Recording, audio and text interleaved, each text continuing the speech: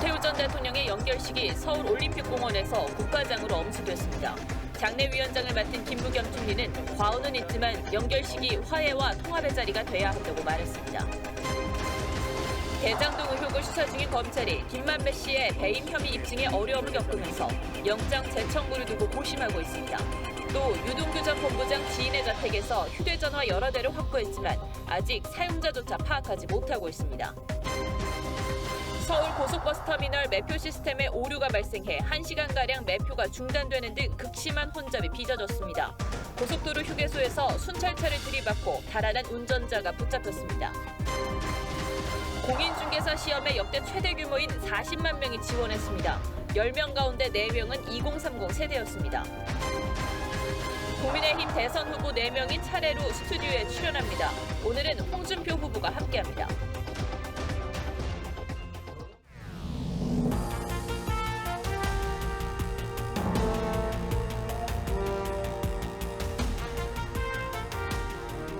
시청자 여러분 안녕하십니까? 뉴스7의 김명우입니다. 노태우 전 대통령의 연결식이 오늘 엄수됐습니다. 80분 동안 차분한 분위기 속에서 진행됐습니다.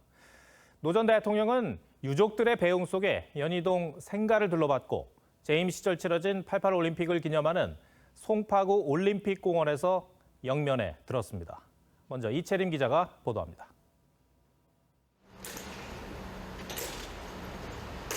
군 의장대가 노태우 전 대통령의 영정과 운구를 운구차에 싣고 유족들이 목례합니다. 장례식장을 떠난 노 전 대통령의 운구 행렬이 연희동 생가로 향합니다. 엎드려! 형! 손자의 품에 안긴 노 전 대통령의 영정은 집안을 5분여간 돌며 마지막 이별을 나눴습니다. 집 앞 마당에 마련된 노제재단엔 재임 당시를 기록한 책 제60화국실록 4권이 올려졌습니다. 올림픽 공원에서 거행된 연결식에선 장례위원장인 김부겸 총리가 조사를 낭독했고 유족분들께 깊은 위로의 말씀을 드립니다. 노태우 전 대통령님의 명복을 빕니다. 노재봉 전 국무총리는 추도사에서 노 전 대통령에게 각하라고 수차례 부르며 울먹였습니다. 각하를 마지막으로 모시겠다는 우리의 신청을 헤아리소서. 유족들은 비교적 차분하게 고인을 보냈지만 휠체어를 타고 연결식에 참석한 김옥숙 여사는 영정 앞에 헌화하며 눈물을 보였습니다. 오늘 연결식에 청와대에서는 유영민 비서실장과 이철희 정무수석이 참석했지만 여당 지도부는 불참했습니다. 노 전 대통령의 유해는 경기도 파주 검단사에 임시 안치됐는데 유족 측은 고인의 뜻대로 파주 통일동산에 안장하는 방안을 추진 중입니다. TV조선 이채리입니다. 노태우 전 대통령이 영면에 들면서 일로 삼김으로 대표됐던 우리 현대사 정치의 한 페이지가 역사 속에 남게 됐습니다. 장례위원장을 맡은 김부겸 총리는 과오는 있지만 통합의 역사로 가야 한다고 말했습니다. 연결식장 주변은 노태우 전 대통령의 뚜렷한 공과를 보여주듯 추모와 고성이 엇갈렸습니다. 황정민 기자가 보도합니다. 손에 손잡고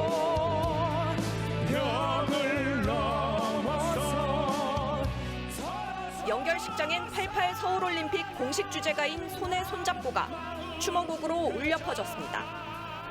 노태우 전 대통령의 업적 중 하나로 꼽히는 서울올림픽 개최를 추모하기 위해서입니다.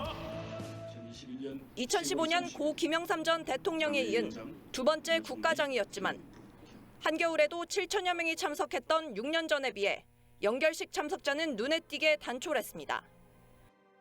연결식이 진행되는 동안 행사장에 들어가지 못한 일부 시민들은 행사장 밖에서 생중계 영상을 지켜봤습니다.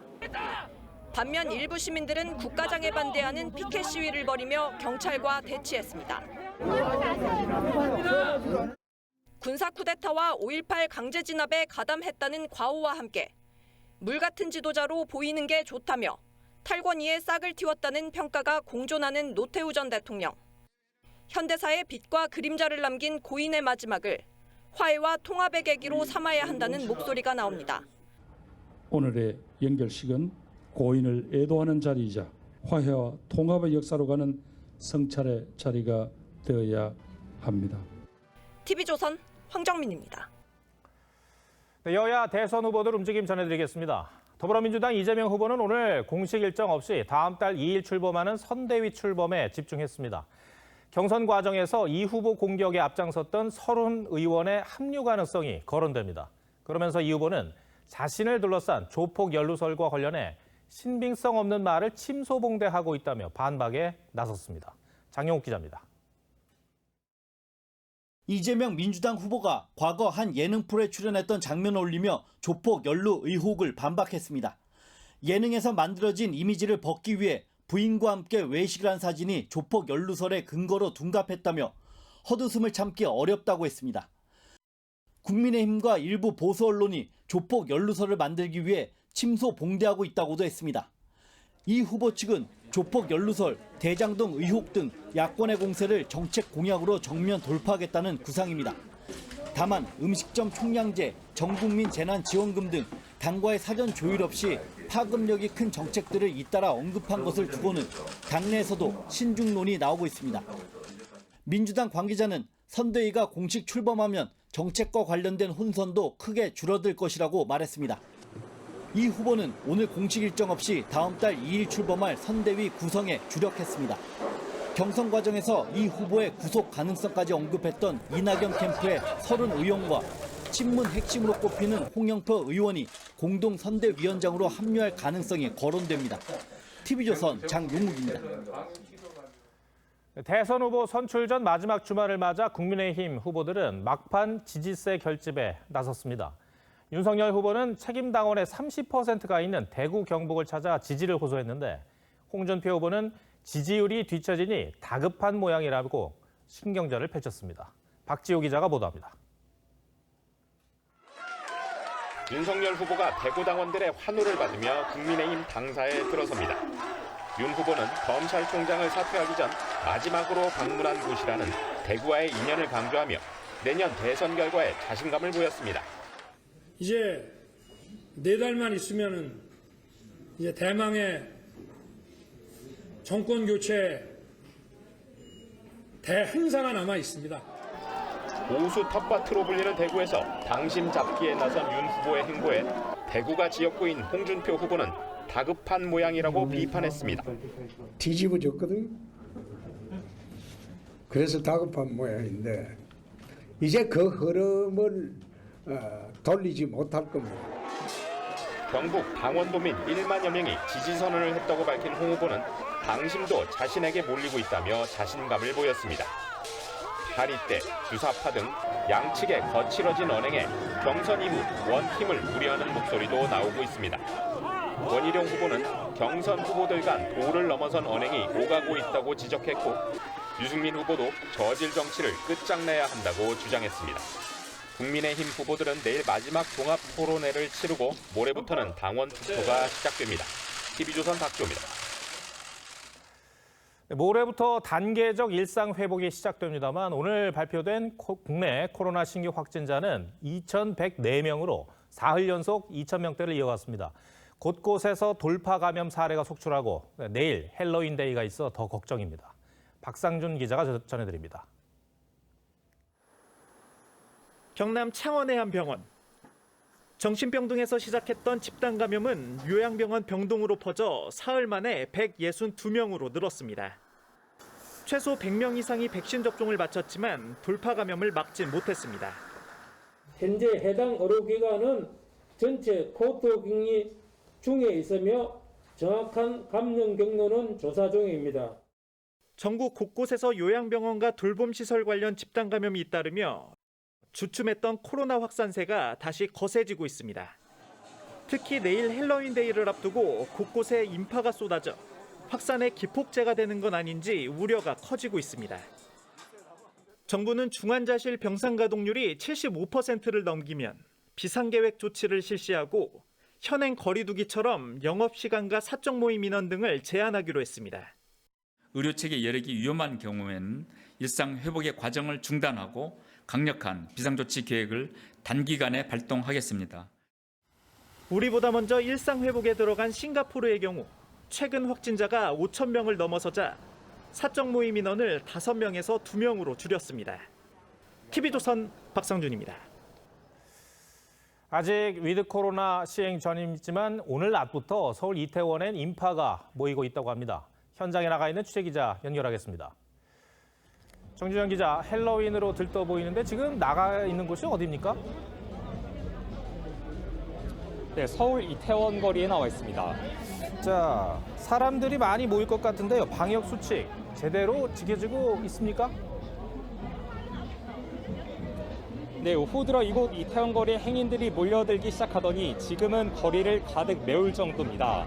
코로나 장기화에 지쳐있던 청년층이 헬로윈을 계기로 쏟아져 나온 건데 거리두기 등 방역 수칙이 곳곳에서 실종됐습니다. 아무래도 지금 3년 가까이 못 놀다 보니까 좀 놀고 싶은 마음도 있어서 상인들은 지난해 발생한 집단 감염 재현을 우려해 주요 진출입로인 방역 게이트도 직접 설치했지만 제대로 지키지 않는 사람도 눈에 띄었습니다. 마스크를 내린 채 얼굴에 분장을 받거나 마스크를 벗고 거리를 활보하는 행인도 있었습니다. 이 방역 당국도 초긴장 중이라고요? 네, 방역 당국은 헬로윈 밤샘 파티를 막기 위해 단계적 일상 회복 시점을 모레 새벽 5시로 늦췄습니다. 합동 단속에도 나섰는데 하지만 당초 예상보다 많은 인파가 몰리면서 단속에도 애를 먹고 있습니다. 경찰은 어제 서울에서만 방역수칙 위반으로 272명을 입건했습니다. 서울시는 다음 달 2일까지 유흥시설 밀집 지역에서 합동단속을 벌일 계획입니다. 이태원 거리에서 TV조선 정준영입니다.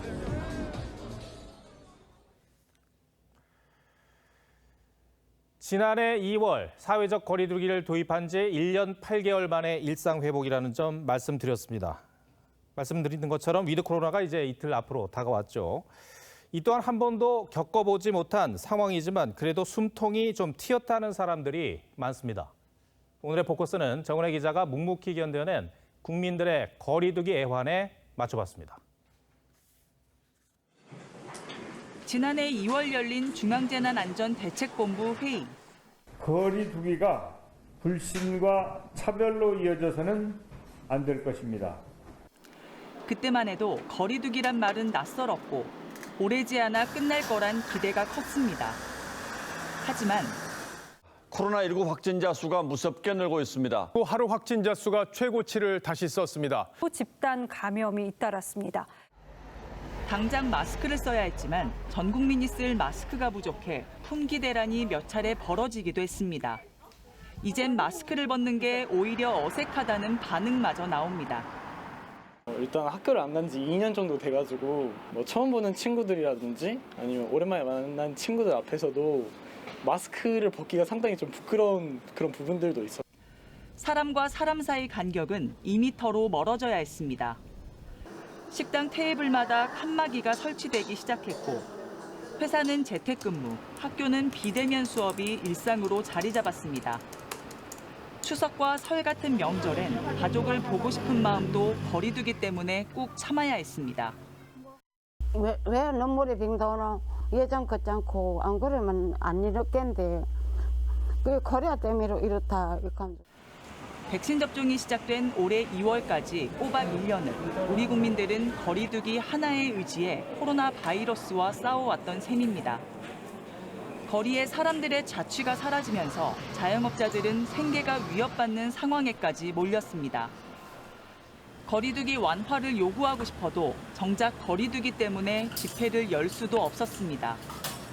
그래서 차량 시위라는 낯선 풍경도 펼쳐졌습니다. 계속 그렇게 죽여요, 그렇게. 자영업자 다 죽어봐. 급기야는 지난 7월 거리두기는 최고 수위인 4단계까지 올라갔습니다. 서울의 식당은 밤 9시에 문을 닫아야 했고 모든 학교 수업은 원격으로 진행됐습니다. 이렇게 1년 8개월을 견딘 끝에 찾아온 위드 코로나.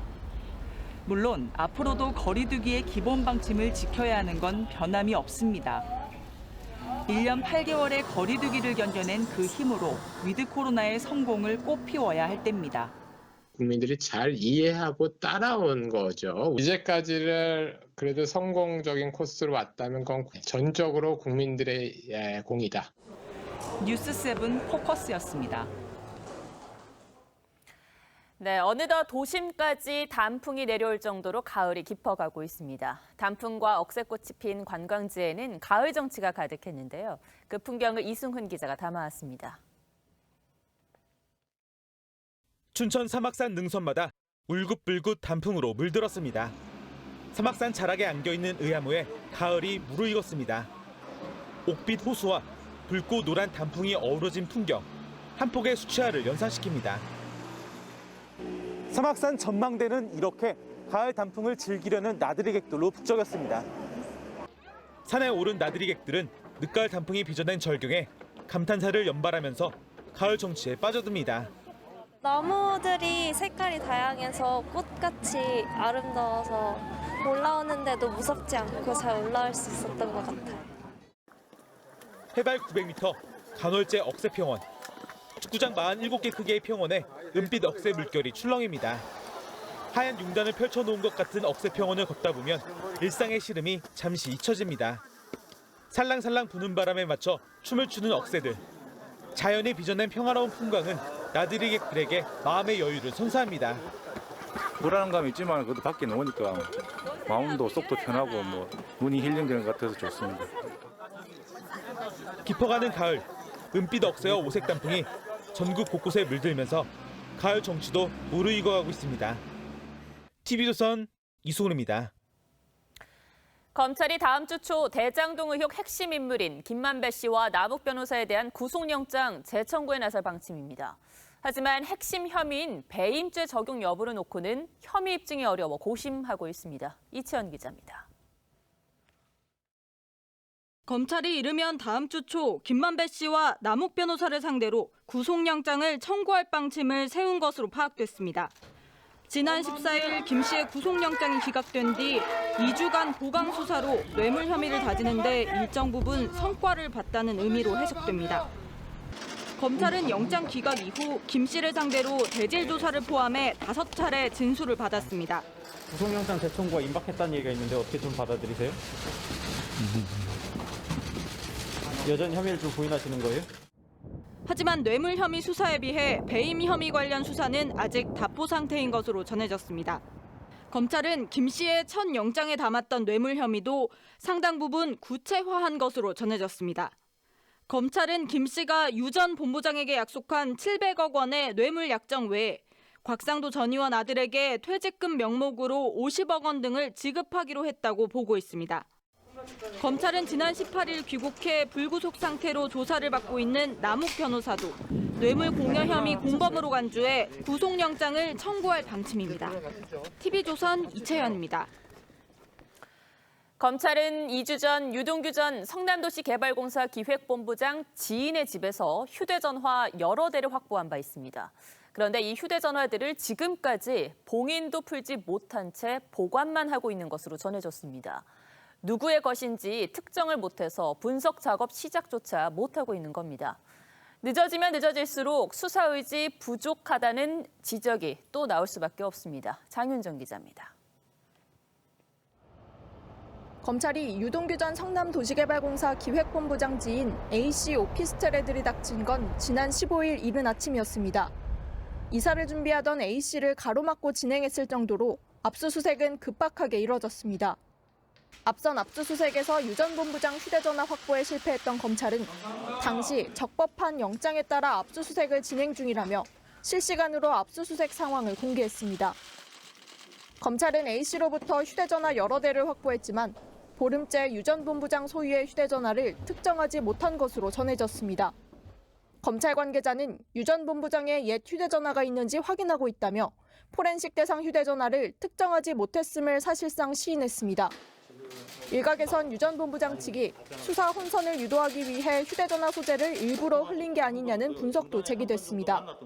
검사장 출신 한 변호사는 유 전 본부장이 지인에게 휴대전화를 맡겨놨다는 정보를 거의 동시에 파악한 경찰과 경쟁을 벌이듯 압수수색에 나섰는데 검찰이 막상 확보된 휴대전화 분석엔 뜨뜻미지근한 태도로 바뀐 듯하다며 꼬집었습니다. TV조선 장윤정입니다. 네, 오늘 치러진 공인중개사 시험에 역대 최다인 40만 명이 몰렸습니다. 50만 명 안팎이 지원하는 수능 시험과 거의 맞먹는 규모입니다. 특히 응시자의 10명 가운데 4명은 2030 세대였는데 부동산 폭등이 한몫했겠지만 그만큼 고용시장이 춥다는 방증이기도 합니다. 지원자들의 목소리를 전정원 기자가 들어봤습니다. 이른 아침 공인중개사 자격시험장에 20, 30대로 보이는 청년 응시생이 줄지어 들어갑니다. 내 집 마련하기 어려운 세대이다 보니까 무슨 자격증이라도 하나 있으면 집을 얻지 않을까 하는. 올해 공인중개사 자격시험 신청자 수는 40만 8,400여 명으로 1983년 시험 도입 이후 최대 규모였습니다. 전체 지원자 중 20, 30대 청년이 39%를 차지했습니다. 취업에 도움이 될 것이란 기대감도 있었지만 창업시장마저 얼어붙자 자격증 확보에 나선 청년 응시생도 적지 않았습니다. 시험난 주거난은 당연히 있는 거고 코로나 때문에 자영업으로 창업을 하기도 사실 어려운. 이달부터 시행된 이른바 반값 복비도 응시 열기를 꺾지 못한 셈인데 전문가들은 부동산 시장 냉각에도 대비해야 한다고 지적했습니다. 하얀 길로 간다 그러면 굉장히 어려운 점이 많이 부딪힐 거예요. 올 들어 공인중개사 개업 건수는 12,700여 건이었지만 휴업이나 폐업한 건수도 8,900여 건에 달했습니다. TV조선 전정원입니다. 고속도로 휴게소에서 난폭 운전을 하던 운전자가 출동한 순찰차를 들이받고 달아나다가 결국 붙잡혔습니다. 전남 여수 양식장 관리선에서 실종됐던 2명은 일주일 만에 숨진 채 발견됐습니다. 사건 사고 소식 강석 기자가 보도합니다. 순찰차에서 내린 경찰관이 승합차로 다가갑니다. 갑자기 승합차가 후진하더니 순찰차를 들이받고는 주변을 빠른 속도로 빙글빙글 돕니다. 오늘 오전 8시쯤 경부고속도로 김천 휴게소에서 승합차 한 대가 교통안전 고가를 치고 다니는 등 난폭 운전을 한다는 신고가 접수됐습니다. 여기 순찰 사람 행패 부린다는 식으로 그런 식으로 이제 신고가 들어왔죠, 저희한테. 승합차 운전자 50대 A씨는 신고를 받고 출동한 순찰차를 들이받고 저항하다 200m가량 도주했습니다. 경찰은 순찰차 5대를 동원해 A씨의 차량을 추격했고 A씨를 체포하는 과정에서 경찰관 1명이 다쳤습니다. 경찰은 A씨가 음주운전을 한 것은 아니라면서 가족을 상대로 병력을 조사할 계획입니다. 이틀 전 부산 태종대 인근 유람선에서 추락한 모녀를 찾기 위한 해경 수색이 사흘째 이어지고 있습니다. 추락 사고가 발생한 지난 28일 오후 6시쯤 함께 추락한 30대 딸은 숨진 채 발견됐지만 60대 모친은 아직 실종 상태입니다. 예, 아직 발견 안 됐고 저희들이 이제 유가족을 상대로 조사를 할 예정입니다. 전남 여수에서는 일주일 전 양식장 관리선에서 실종된 승선원 2명이 숨진 채 발견됐습니다. 해경은 정확한 사인을 밝히기 위해 국립과학수사연구원에 부검을 의뢰할 계획입니다. TV조선 강석입니다. 주말인 오늘 서울 고속버스터미널 매표 시스템의 오류가 발생해 1시간 동안 발권이 중단됐습니다. 예약이 안 돼 버스를 마냥 기다리다 현금을 내고 빈자리에 앉는 등 큰 혼란이 빚어졌습니다. 세상이 디지털화되면서 이런 먹통 사태가 발생하면 불편은 물론 피해까지 잇따르는데요. 이번 주 초에도 통신장애 사고로 이를 경험했죠. 먼저 이정민 기자의 오늘 매표 먹통 사고 보도를 보신 뒤 이어지는 취재우뚝에서 우리의 일상을 마비시킨 KT의 통신장애 사고를 짚어보겠습니다. 예매 버튼을 누르자 버스 노선을 조회할 수 없다는 오류 메시지가 뜹니다. 서울 고속버스 터미널 매표 시스템이 먹통이 된 건 오늘 오전 11시 20분쯤. 저희가 현장에서 현금을 내고 스캔하시면 안 되는. 이용객이 몰리는 주말 고속버스 터미널의 매표 시스템 장애는 1시간 넘게 이어져 극심한 혼잡을 불러왔습니다. 카드 결제가 안 되자 이용객들은 버스 앞에서 현금을 내고 빈 좌석에 앉아야 했고 원래 타려던 차편을 못 타거나 한참을 기다리는 불편을 겪기도 했습니다. 전에 같으면 2시 20분에 오면 3시 반차를 충분하게 타거든요. 그런데 지금 매진이 돼가지고 4시 반차를 이렇게 오랫동안 기다리고 앉았어요. 팀원이는 전국 고속버스 티켓 예매는 100%, 시외버스는 70%를 담당해 서울뿐 아니라 전국 곳곳에서 카드 발권이 막혔습니다. 이번 장애는 매표 시스템의 전력 공급이 끊기면서 오류가 발생한 것으로 보입니다. 팀원이 측은 정확한 피해 규모를 파악 중에 있다며 보상 여부 등을 논의하고 있다고 밝혔습니다. 원인은 순간적인 차단으로 기계가 약간 엉켜가지고 생긴 문제예요. 국토부는 정확한 사고 원인 파악과 재발 방지 대책을 추가로 마련할 계획입니다. TV조선 이정민입니다.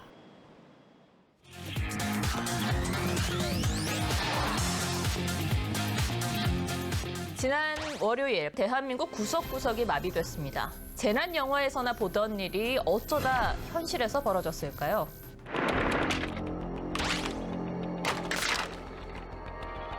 지금은 음성사섭에 연결할 수 없습니다.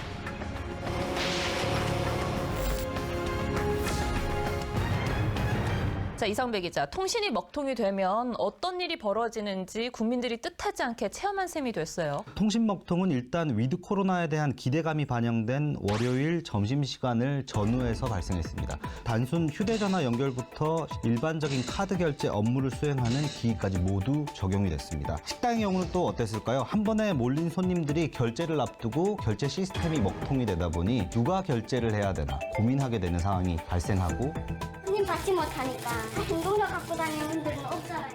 왜 안 되냐, 내 카드가 잘못된 거냐, 안 되는 이유를 아무도 모르니까 저희도 계속 해봤는데 안 돼서. 저는 그 시간에 약국에 있었거든요. 그런데 사람들이 엄청 밀려 있는 거예요. 알고 보니까 이 처방전을 입력하고 또 약을 제조하는 게 다 인터넷을 통해서 하더라고요. 일단 피해 사례를 모두 열거하기 힘들 정도로 많은 사건들이 발생한 건데 통신시설이 왜 국가 기관 산업인지 알 수 있게 하는 한 단면이기도 합니다. 그러면 이 먹통으로 인한 피해 규모가 집계된 게 있습니까? KT의 이동통신 가입자만 1,750만 명, 네. IPTV 900만 명인 걸 고려했을 때 집계 자체가 쉽지만은 않을 것으로 보입니다. 일단 KT가 피해 보상은 약속을 했는데 아직 확실하게 나온 건 없죠? 네, 아직까지 발표된 건 없습니다. 일단 KT는 소상공인 대상 특별 보상책을 준비하고 있다고 밝혔습니다. 전체적으로 얼마나 어떻게 보상할지에 대해서는 아직은 윤곽이 잡히지 않고 있습니다.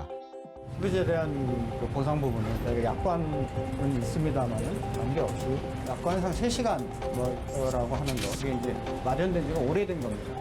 아니, 저는 그 약관이 참 황당하더라고요. 요즘 같은 세상에 3시간 연속으로 통신이 안 되면 어떻게 삽니까?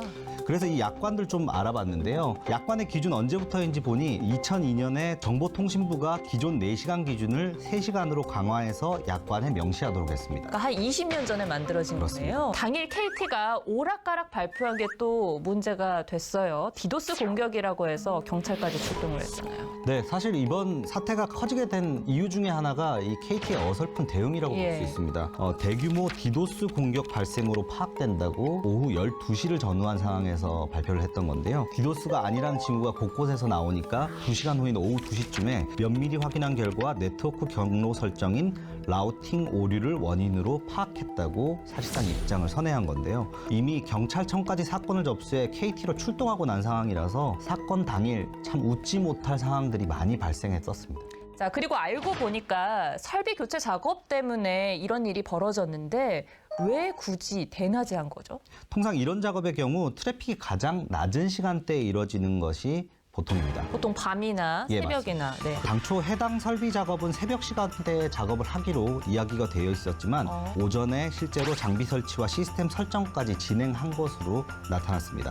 이 과정에서 빠뜨린 이 명령어 한 줄이 바로 엑시트를 안 한 상태에서 이후에 라우팅 오류로 인해 전국적인 인터넷 장애가 사실상 이번 사건은 이런 제도와 규정을 무시하면 어떤 무시무시한 결과가 나오는지를 보여주는 전형적인 인재라고 볼 수 있습니다. 자, 그럼 마지막으로 KT의 통신 먹통 사태 한 줄 톡으로 정리를 해보겠습니다. 네, 대낮에 암흑 이라는 표현을 좀 쓰고 싶습니다. 예. 일상으로 돌아가는 준비 체계에서 이런 통신 장애가 우리 삶을 얼마나 힘들게 할 수 있을지를 보여준 단면을 제시한 하루였다고 볼 수 있고요. KT는 당일 AI 관련된 신사업을 기자들에게 설명하는 자리를 가지기도 했었는데요. 이익 창출을 위한 도전도 중요하지만 본연의 업무부터 제대로 해야 된다라는 지적도 피할 수 없는 하루였습니다.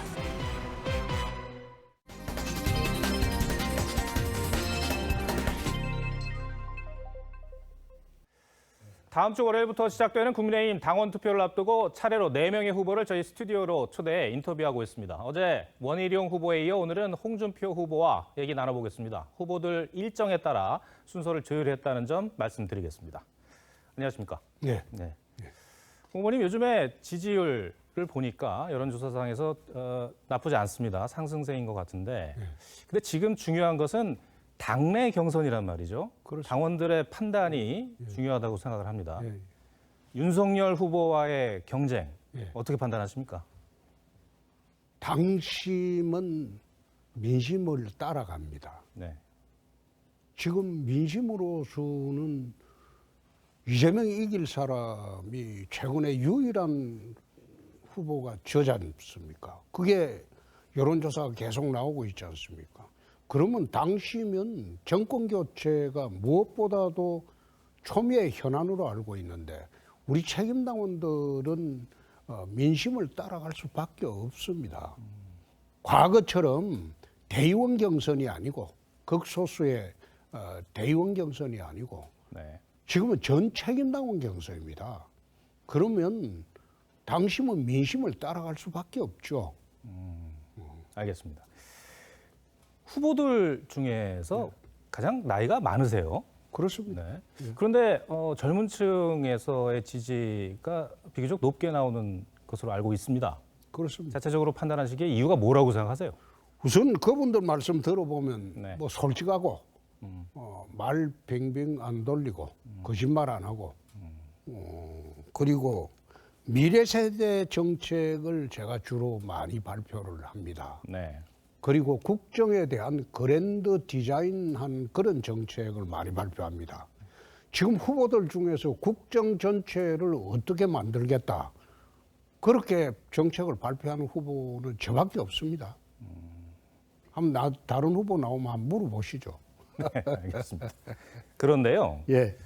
버럭준표, 앵그리홍 이런 별칭들이 있는 게 사실이에요. 근데 어떻게 보면 홍 후보에 대한 부정적 이미지라고 볼 수도 있는데 그렇습니다. 그렇기 때문에 어떤 분들은 그 선뜻 지지하기가 주저된다 이렇게 말씀하시는 분들이 계세요. 이런 분들 어떻게 설득하시겠어요? 나는 그분들 설득보다도 그거는 그 5년 전에 탄핵 대선 때 프레임이죠. 네. 탄핵 대선 때는 또 지방선거 때까지 저희 당이 몰락한 정당이었습니다. 그렇기 때문에 그 당시에는 악밖에 안 남았죠. 그때하고 지금하고는 틀리죠.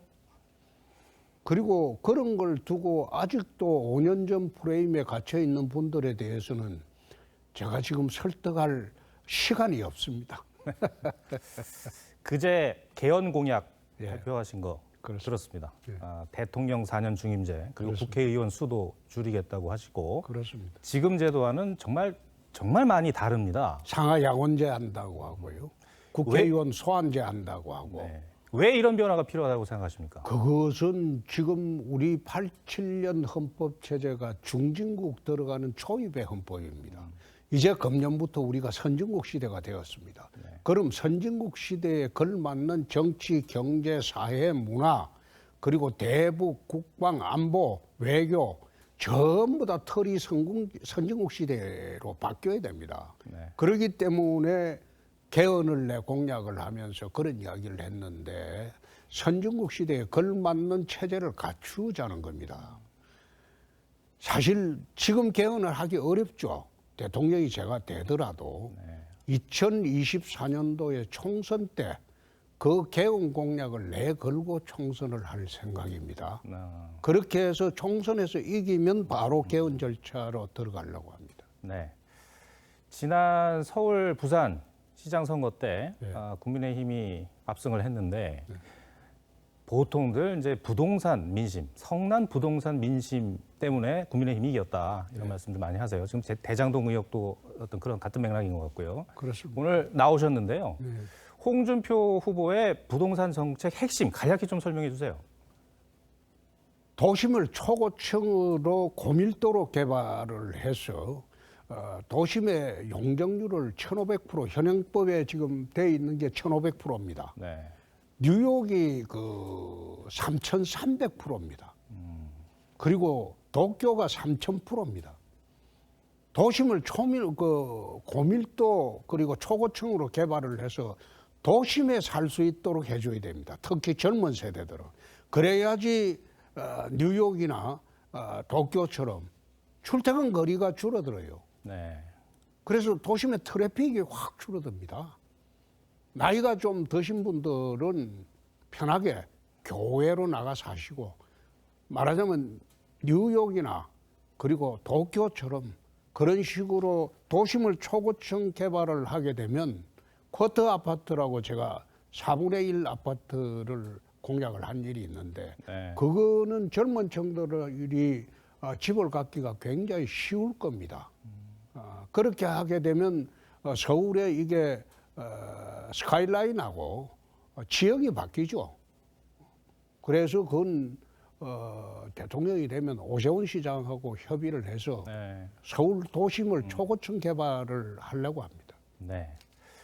지금 경선 경쟁이 한창 진행 중입니다. 지금 TV 토론을 봐도 그렇고 네. 장외에서 인터뷰를 하시는 거를 들어봐도 그렇고 후보들 간의 신경전 아주 대단한데요. 사람이 그렇잖아요. 그 감정이 닫히면은 또 언제 그랬냐는 듯이 뒤돌아서서 또 친해지기가 힘든데 만약에 홍 후보님 최종 후보로 선출이 되면 어떻게 아우르실 뭐 보관이 있으십니까? 보관이라기보다도 경선 때는 서로 그래 하죠. 당내 경선이지만은 그래 하지만은 이게 이제 적하고 싸우는 상대방하고 싸우는 그런 게임이 아니기 때문에 네. 그래 모질게 하지 않습니다. 네. 그 정도는 경선 때 할 수 있는 겁니다. 서로가. 네. 알겠습니다. 마지막으로 질문 드리겠습니다. 홍준표가 대통령이 되어야 하는 이유 국민들께 다시 한번 시청자들께 말씀해 주십시오. 박정희 대통령께서 중진국에 진입하는 기반을 마련한 대통령이라면 금년부터 선진국 시대가 되었기 때문에 대한민국을 선진국 시대의 원년으로 만들 그런 모든 체제를 다 갖춰야 합니다. 그 갖출 사람은 저는 여야를 통틀어서 제가 제일 적절하다 그렇게 봅니다. 그렇게 해야지 우리 후손들이 정말로 잘 정비된 선진국에서 풍요롭게 살 수 있는 그런 세상이 올 겁니다. 네. 경선 후보 자신 있으십니까? 경선 후보 되시는 거 결국 자신 있으십니까? 지금 좀 판이 뒤엎어졌으니까. 알겠습니다. 홍준표 후보님 오늘 나오셔서 말씀 고맙습니다. 고맙습니다.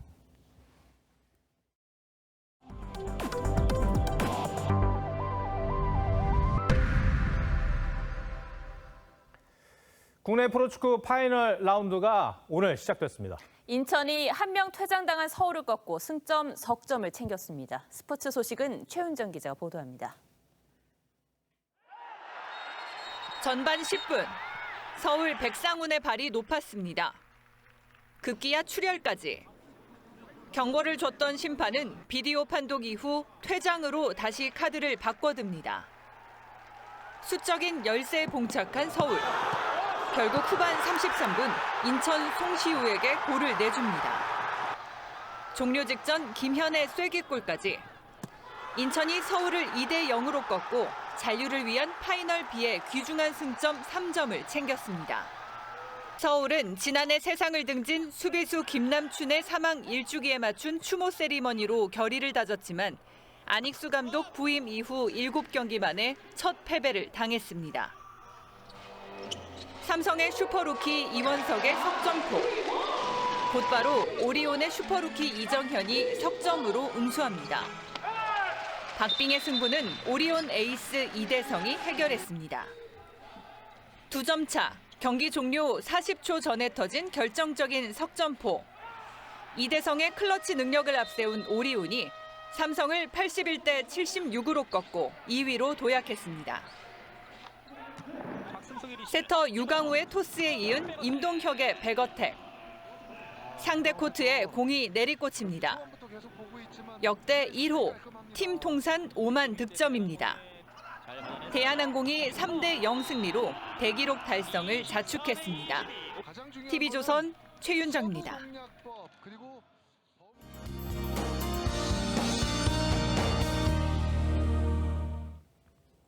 내일은 중부와 남부 지방의 날씨가 사뭇 다르겠습니다. 먼저 중부 지역은 오늘처럼 흐린 날씨가 이어지겠고요. 경기와 강원 영서, 충남 서해안 지역에는 비도 오겠습니다. 비의 양이 적은 데다 주로 밤 시간대에 올 것으로 보여서 활동하는 데 크게 불편하진 않겠습니다. 남부지방은 하늘이 맑아지겠는데요. 가을 정취가 가득한 일요일 보내실 수 있겠습니다. 일교차는 전국적으로 10도 안팎으로 크겠습니다. 내일 서울은 11도에서 시작해 낮에는 19도까지 오르겠고요. 남부 지역은 대구가 7도에서 출발해 한낮에는 21도를 보이겠습니다. 내일 밤부터는 미세먼지 소식이 있습니다. 수도권과 충남부터 나빠지기 시작해 모레는 전국으로 퍼지겠습니다. 다음 주에는 기온이 약간 떨어지겠고요. 전형적인 가을 날씨를 보이겠습니다. 날씨였습니다. 파란불의 신호등을 건너야 된다는 걸 어겨서 산 교통사고, 큰 사고이기 때문에. 식사도 업무도 결제도 우리 일상을 마비시킨 건 작업자가 기본을 무시한 데서 비롯됐습니다. KT도 관리 감독이라는 기본을 지키지 않았습니다. 자, 이제 시급한 건 피해 보상인데 약관이 구시대에 머물러 있어 후속 조치는 늦어지고만 있습니다. 미래학자인 엘빈 토플러는 우리 사회 조직의 변화 속도를 이렇게 비유했습니다. 기업이 시속 100마일로 변하는데 정부 관료는 시속 25마일로 둔감하게 변하고 법은 시속 1마일로 움직인다. 일상을 멈추게 한 사고에서 우리 사회의 날뛰날근 문제점이 고스란히 담겨 있었습니다. 시청해주셔서 고맙습니다.